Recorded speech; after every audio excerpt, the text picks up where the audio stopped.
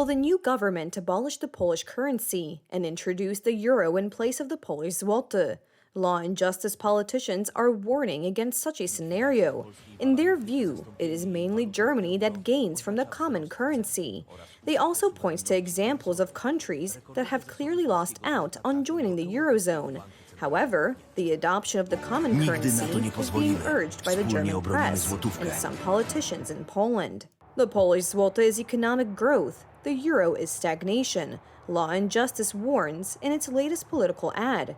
We will never let this happen. Together, we will defend the złoty. It is the fight to maintain its own currency that is one of the most important commitments of Jarosław Kaczyński's party ahead of the European Parliament elections. The euro is a very strong currency, adapted to a very strong economy. In fact, it only serves Germany, because Germany, if it didn't have the euro, would have an even stronger currency, and therefore fewer export opportunities.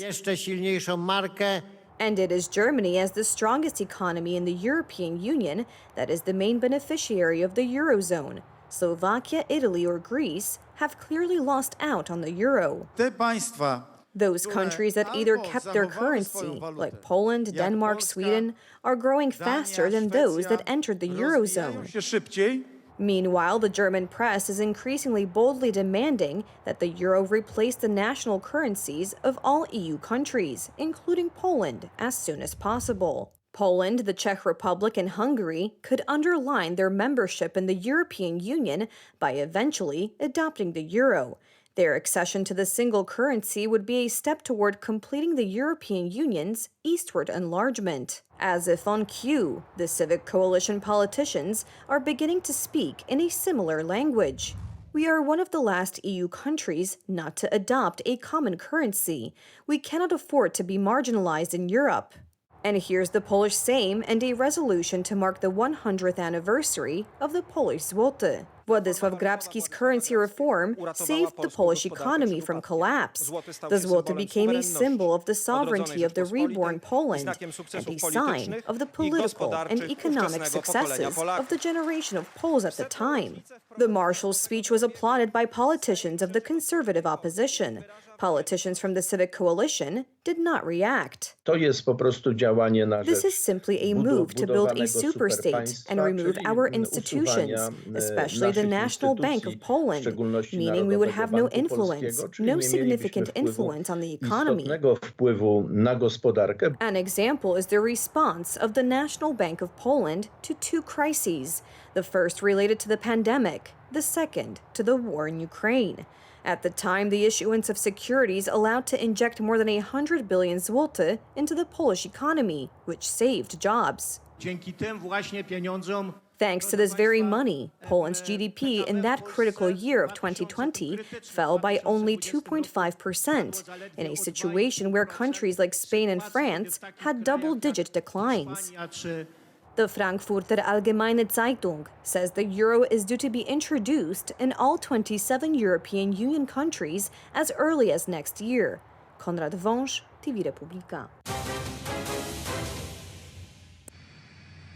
On Saturday, April 27th, residents began sifting through the rubble after a tornado plowed through suburban Omaha, Nebraska, demolishing homes and businesses as it moved for miles through farmland and into subdivisions, then slamming an Iowa town.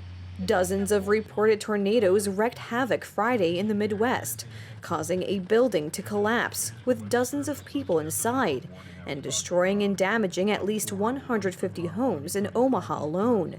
But no fatalities were reported, and fewer than 24 people were treated at Omaha area hospitals, said Dr. Lindsay Hughes, health director of the city's Douglas County Health Department.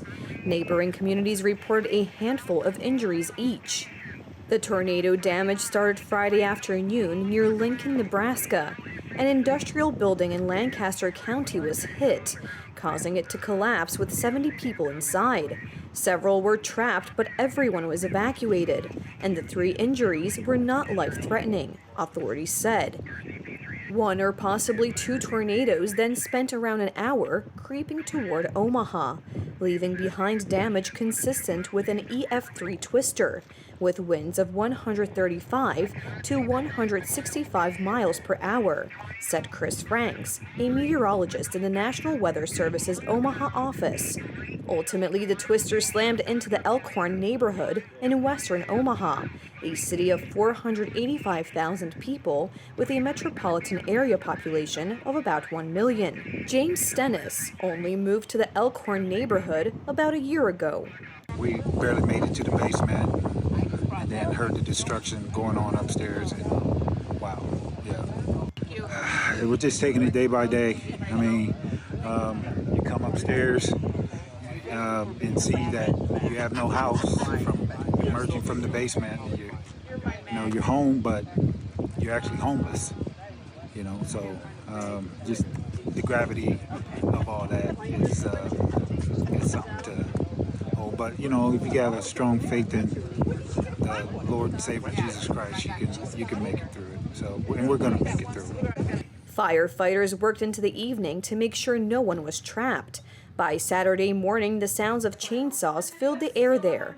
Lumber from the damaged homes lay in piles. Fences were knocked over, and the trees were skeletal, missing most of their branches. Stacy Rose surveyed the damage to what was supposed to be her forever home, which was not even 2 years old. When the tornado hit, they were at the airport picking up a friend who was supposed to spend the night. Probably utter dread. Just, yeah. The sinking feeling this was our forever home, and we've moved twice in the last 2 years, and we were supposed to be done. And we came home, and there was no home to really come to. We're alive. I mean, things can be replaced. One of the volunteers here said actually there was stuff from this neighborhood being found in Blanco, Iowa. So I had vintage family photos that are still unaccounted for. I'd like to find those. But we're alive. Things can be replaced. Power outages peaked at 10,000, but they had dropped to 4,300 by morning. Formal damage assessments are still underway, but the states plan to seek federal help. A second tornado then passed over Epley Airfield on the eastern edge of Omaha, destroying 4 buildings with 32 privately owned planes inside. No one was hurt, and the passenger terminal was not hit. The airport has resumed operations, although access to areas used by non-commercial pilots is limited, so crew can clean up the mess, the airfield said in a news release. After hitting the airport, the storm moved into Iowa, taking aim at the small town of Minden. 40 to 50 homes were completely destroyed. 2 injuries were reported, but none were life-threatening. Even as the National Weather Service worked to evaluate the damage, the forecast for Saturday was ominous. It issued tornado watches for parts of Texas, Oklahoma, Kansas, Missouri, Nebraska, and Iowa. Thousands of people took to the canals of Amsterdam on Saturday, April 27th, to celebrate the Dutch king's 57th birthday. Dressed in orange, the national color, they packed small boats and sailed down the historic waterways of the capital. King Willem-Alexander and his family celebrated his special day with a walkabout in the northern city of Emmen. The monarch took the throne in 2013 after his mother, Queen Beatrix, abdicated to make way for her son. Celebrating a monarch's birthday is a Dutch tradition that rivals New Year's Eve as the biggest bash of the year. Special events take place across the country. Pope Francis began his visit to Venice on Sunday with a meeting with women prisoners at the Giudecca Women's Prison. The prisoners and their guards gathered in the prison courtyard, where the Pope, pushed in a wheelchair, greeted all 80 detainees. In a brief speech to them, Pope Francis acknowledged the difficulties of prison life with violence, overcrowding, and then suggested that prison can also become a place of moral and material rebirth, where the dignity of women and men is not placed in isolation. Francis concluded by saying, "No one can take away the dignity of a person. No one." From the prison, Pope Francis traveled by water taxi down the Grand Canal to the meeting with young people. The Pope met with hundreds of young people along a canal in Venice on Sunday morning and told them to leave the cell phone and meet people. Per questo vi dico, non isolatevi. That's why I tell you, don't isolate yourself, but seek others. Experience God together. Find a group to walk with so you don't grow tired. You might say, but around me everyone is on their own with their cell phone, glued to social media and video games. Yet you must fearlessly go against the current. Take life into your hands. Get involved. Turn off the TV and open the gospel. Leave the cell phone and meet people. The cell phone is very useful for communicating. It is useful. But be careful when the cell phone keeps you from meeting people. Use the cell phone. It's okay. But meet people. Do you know what a hug, a kiss, a handshake is? People, don't forget this. Later that day, more than 10,000 people crowded into St. Mark's Square in Venice to take part in a mass with Pope Francis. Ammiriamo la sua incantevole bellezza. If today, as we gaze upon this city of Venice, we admire its enchanting beauty, yet we are also concerned about the many issues that threaten it.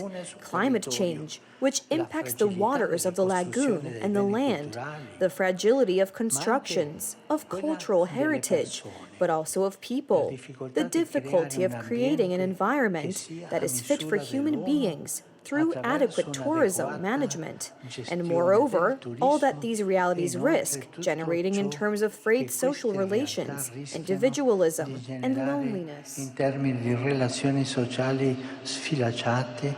The Pope's visit came as Venice, sinking under rising sea levels and weighed down by the impact of over-tourism, is in the opening days of an experiment to try to limit the sort of day trips that Francis undertook on Sunday.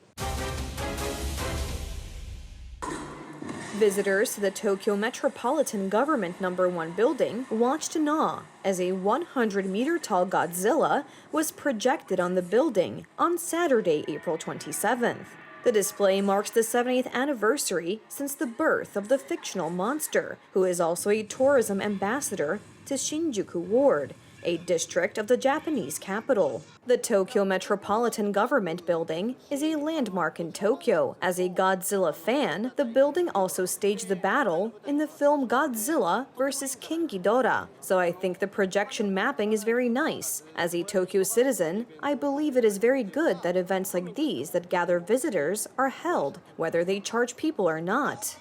The radioactive monster is part of a projection mapping project at the capital City Hall, which has been taking place since February 24th, 2024. Officials started projecting Godzilla on Saturday as part of efforts by the capital to entice more tourists to Shinjuku Ward, home to the Tokyo Metropolitan Government and one of the biggest nightlife spots in Tokyo. The Godzilla projection mapping is great. It's wonderful. I think these events will revitalize the area. I am impressed by Tokyo. Spectators will be able to see the digital Godzilla 3 times a day on Japanese national holidays and on weekends through May 6th.